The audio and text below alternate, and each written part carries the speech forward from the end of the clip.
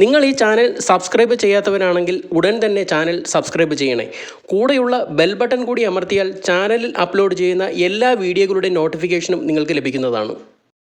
ബംഗളൂരുവിലെ flying wedge defence ഇന്ത്യയിലെ ആദ്യത്തെ തദ്ദേശീയമായിട്ട് വികസിപ്പിച്ച ബോംബർ UAV പുറത്തിറക്കി. ബംഗളൂരു ആസ്ഥാനമായുള്ള ഡിഫൻസ് ആൻഡ് എയ്റോസ്പേസ് ടെക്നോളജി സ്ഥാപനമായ ഫ്ലൈയിങ് വെഡ്ജ് ഡിഫൻസ് ഇന്ത്യയുടെ ആദ്യ തദ്ദേശീയ ബോംബർ ആളില്ലാ വിമാനമായ FWD-200B അടുത്തിടെ പുറത്തിറക്കി. ഇന്നൊവേഷൻ സ്ഥാപകനായ സുഹാസ് തേജസ്കന്ത എടുത്തു കാണിക്കുന്നത് വിദേശ എതിരാളികളുമായി താരതമ്യപ്പെടുത്തുമ്പോൾ ഗണ്യമായ ചിലവ് കുറയ്ക്കൽ എടുത്തു കാണിക്കുന്നു ഇതിൻ്റെ നിർമ്മാണത്തിന്. FWD-200Bയുടെ വില വെറും 25 കോടിയാണ്.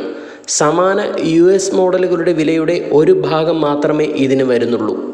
പ്രതിരോധ സാങ്കേതിക വിദ്യയിൽ സ്വയം പര്യാപ്തത കൈവരിക്കാനുള്ള ഇന്ത്യയുടെ പ്രതിബദ്ധതയ്ക്ക് ഈ താങ്ങാനാവുന്ന വില അടിവരയിടുന്നു.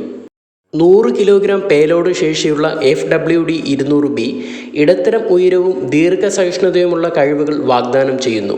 ഒരു ആളില്ലാ കോമ്പാക്റ്റ് ഏരിയൽ വെഹിക്കിൾ ആയാണ് തരംതിരിച്ചിരിക്കുന്നത്. ഒപ്റ്റിക്കൽ നിരീക്ഷണ പേലോഡുകളും കൃത്യമായ വ്യോമാക്രമണ ആയുധങ്ങളും സംയോജിപ്പിച്ച് വിവിധ യുദ്ധ സാഹചര്യങ്ങളിൽ ഇതിൻ്റെ വൈവിധ്യമാർന്ന പ്രകടനം ഉറപ്പുവരുത്താൻ കഴിയുന്നു. പരമാവധി വേഗത 370 km/hഉം 12 മുതൽ 20 മണിക്കൂർ വരെ എൻഡ്യൂറിംഗ് കപ്പാസിറ്റിയുമുള്ള FWD-200B ശ്രദ്ധേയമായ പ്രകടന അളവുകൾ വാഗ്ദാനം ചെയ്യുന്നു.